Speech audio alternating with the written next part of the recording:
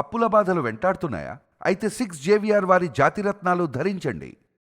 Hello అండి, అందరికీ నమస్కారం. నేను మీ కట్టా కార్తీక్. ప్రయాణికులని ఇండిగో సంస్థ ఇబ్బంది పెడుతుందా, అంతకంటే ఎక్కువగా ప్రభుత్వాన్ని బ్లాక్మెయిల్ చేస్తుందా? ఈ విషయాన్ని ఖచ్చితంగా చర్చించుకోవాల్సిన అవసరం ఉంది.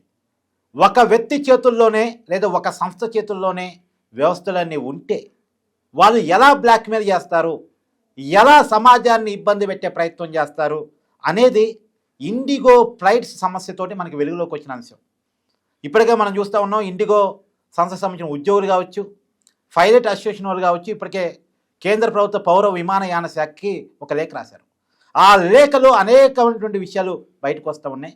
మనం మాట్లాడుకునేటువంటి ప్రయత్నం చేద్దాం. కార్పొరేట్ హెచ్ఆర్గా పనిచేస్తూ సామాజిక రాజకీయ విశ్లేషకుడిగా మనందరికీ ఎప్పటికప్పుడు అందుబాటులో ఉన్నటువంటి కొత్త రవీంద్రబాబు గారు నాకు అందుబాటులో ఉన్నారు. సార్ నమస్కారం. నమస్తే సార్, మీరు ఒక సంస్థలో కార్పొరేట్ హెచ్ఆర్గా ఉన్నారు కాబట్టి మీరు ఇటు నుంచి అటు డొమెస్టిక్ ఫ్లైట్లో బాగా తిరుగుతుంటారు, నాకున్న అవగాహన మేరకు. ఇప్పుడు ఇండిగో సమస్య మనం గత 4 రోజులుగా వింటూ ఉన్నాం.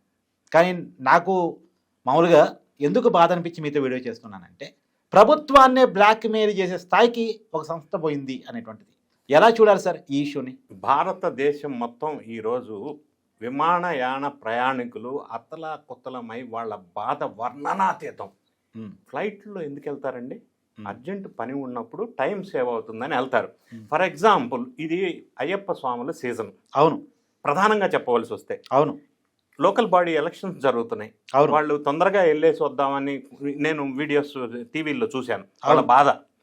ఎగ్జామ్కి అటెండ్ అయ్యేవాళ్ళు, ఇంటర్వ్యూస్కి అటెండ్ అయ్యేవాళ్ళు, పెళ్ళిళ్ళకి అటెండ్ అయ్యేవాళ్ళు, పెళ్ళిళ్ళు కూడా చేసుకోలేకపోతున్న రకరకాల బాధలు వర్ణనాతీతంగా చూస్తున్నాం మనం. ఇవాళ పొద్దున నా ఛానల్లో ఒక వీడియోలో పోస్ట్ చేశాను సార్. యాక్చువల్గా ఒక జంట జైపూర్లో పెళ్లి చేసుకుందంట. వాళ్ళు రిసెప్షన్ ఢిల్లీలో పెట్టుకున్నారు. ఆ జంట ఢిల్లీకి రాలేకపోయింది ఫ్లైట్ క్యాన్సిల్ వల్ల.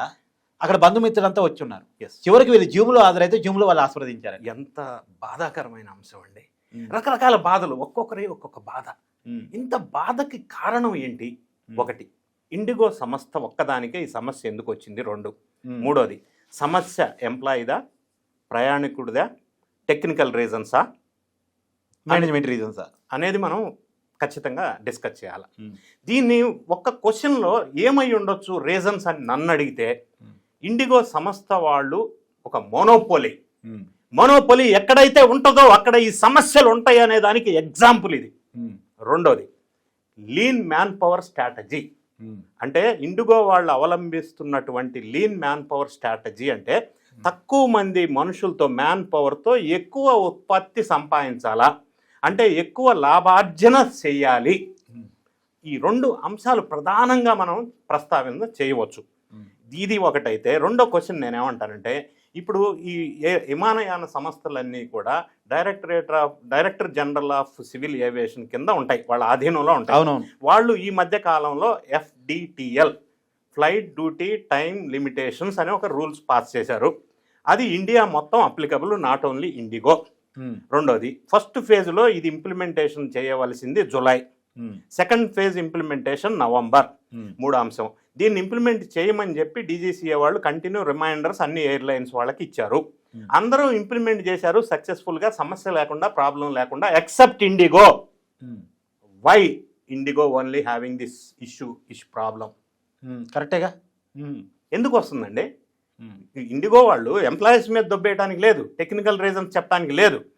వాళ్ళు సరి అయిన టైంలో DGCA వాళ్ళు ఆదేశాల ఇన్స్ట్రక్షన్స్ను వీళ్ళు ఇంప్లిమెంట్ చేయలేదు, బేఖాతరు చేశారు. ఏమవుతుందిలే చూద్దాం, మేము మోనోపోలీ కదా, DGCA వాళ్ళు మమ్మల్ని డిక్టేట్ చేయటం ఏంటి చూద్దాం అంటే. మొత్తం ఫ్లైట్స్లో 68% ఇండిగో ఫ్లైట్సే, కేవలం 28% మాత్రం మిగతా కంపెనీలు నడుపుతున్నాయి. కాబట్టి ఆ పైత్యం, అహంకారం, అదే మోనోపోలీ అన్నా కదా. 68% ఫ్లైట్స్ ఇండిగో, ఈ ఎయిర్ ఇండియా ఫ్లైట్స్, ఆకాశ flights 28%, remaining percentage spice jet లాంటి మిగతా flights. Okay, per day 2200 flights operate చేస్తూ ఉంది ఇండిగో. ఓకే, అయితే భారీ ఫ్లైట్స్ అన్నీ కూడా ఇండిగో దగ్గరే ఉన్నాయి. ఇది మోనోపోలీ అన్న మాటకి నేను. రెండోది, ఈ సమస్య అన్ని మిగతా ఎయిర్లైన్స్ వాళ్ళందరూ దాన్ని ఫాలో చేస్తూ ఇన్ అడ్వాన్స్గా మ్యాన్ పవర్ స్ట్రెంత్ని పెంచుకొని సమస్య లేకుండా చేయగలిగినప్పుడు ఇండిగో ఎందుకు చేయలేదు? ఎందుకు DGCA ఆదేశాలని బేఖాతరు చేసి, డిలే చేసి, దాని ఎఫెక్ట్ ప్రయాణికుల మీద పడి, ఇప్పుడు సెంట్రల్ గవర్నమెంట్ వాళ్ళు DGCA వాళ్ళ గైడ్ లైన్స్ని రిలాక్సేషన్ ఇచ్చి ఓన్లీ ఫర్ ఇండిగో ఎందుకు? అంటే ఆ స్టేజీకి ఇండిగో వాళ్ళు గవర్నమెంట్ నుంచి తీసుకొచ్చారా? అంటే గవర్నమెంట్ని తగ్గించారు ఒక రకంగా చెప్పాలంటే. అంతే. ఎందుకట్లా? ఇండిగో సంస్థకి ఓనరు రాహుల్ భాటియా అనే వ్యక్తి. సరే, ఆయన ఆస్తిపాస్తుల వ్యవహారాలు సపరేట్, అది మనం అనవసరమైన విషయం. సో ఇండిగో ప్రధానంగా కారణాలు మనం FDTL అని అనుకున్నాం. అంటే ఈ ఫ్లైట్ డ్యూటీ టైమింగ్స్ ఎట్లా సెట్ చేశారు అంటే, ఈ మధ్యకాలంలో జరుగుతున్న దుర్ఘటనలు దృష్టిలో పెట్టుకొని పైలట్స్కి, ఆ క్రూ సిబ్బంది అందరికీ, ఎంప్లాయీస్ అందరికి కూడా సేఫ్టీ, ఆరోగ్యం, భద్రత, సెక్యూరిటీ దృష్టిలో పెట్టుకొని కొన్ని గైడ్ లైన్స్ రివైజ్ చేసి ఇన్స్ట్రక్షన్స్ ఇచ్చారు అన్ని ఎయిర్లైన్స్ వాళ్ళకి. అందరూ ఇంప్లిమెంట్ చేసుకున్నారు, వీళ్ళు చేయలేదు. ఎందుకు చేయలేదంటే, ఆ గైడ్ లైన్స్ ఇంప్లిమెంట్ చేస్తే 10 నుంచి 15% ఎడిషనల్గా పైలట్స్ని, స్టాఫ్ని రిక్రూట్ చేసుకోవాలి, స్ట్రెంత్ పెంచుకోవాలి. అంటే ఇప్పుడున్న స్టాఫ్ కంటే 15% స్టాఫ్ను పెంచుకోవాలి. పెంచుకుంటేనే ఇది మీట్ అవ్వగలరు. పెంచుకుంటే ఏమవుతుంది? ఎక్స్పెన్సెస్ పెరుగుతాయి. ఎక్స్పెన్సెస్ పెరిగితే ఏమవుతుంది? ప్రాఫిట్ తగ్గుతుంది. ఓకే. ఈ దురాశతోటి వీళ్ళు ఆ పని చేయకుండా ఈ విధంగా ప్రయాణికులకు ఇబ్బంది కలిగించే రీతిగా వీళ్ళు తయారయ్యారు. ఫర్ ఎగ్జాంపుల్, ఆ గైడ్ లైన్స్ మనకి ఏం చెప్తున్నాయి అనేది చూసినట్టయితే, ఇప్పుడు పర్ డే 8 hours చేయాలా ఆ సిబ్బంది డ్యూటీ. అలాగే weekly 36 hours, monthly 125 hours, yearly 1000 hours మాత్రమే సీలింగ్ చేశారు. అంటే ఇంతకుముందు లిమిట్ లేకుండే, ఇప్పుడు లిమిట్ పెట్టి సీలింగ్ చేయడం వల్ల అడిషనల్ మ్యాన్ పవర్ అవసరం పడింది. రెండోది, ఇంతకుముందు weekly maximum flight duty time ప్రకారం 52 hours ఉండే. ఇప్పుడు రివైజ్ చేసిన దాని ప్రకారం ఓన్లీ 48 hours చేయాలా. ఎక్సెస్ అవర్స్ చేయడానికి లేదు. అంటే ఎక్సెస్ మ్యాన్ పవర్ కావాల్సింది. రెండో అంశం, నైట్ డ్యూటీ ఇప్పటివరకు కన్సిడర్ చేసేది ఏంటంటే రాత్రి 12 గంటల నుంచి 5 గంటల వరకే.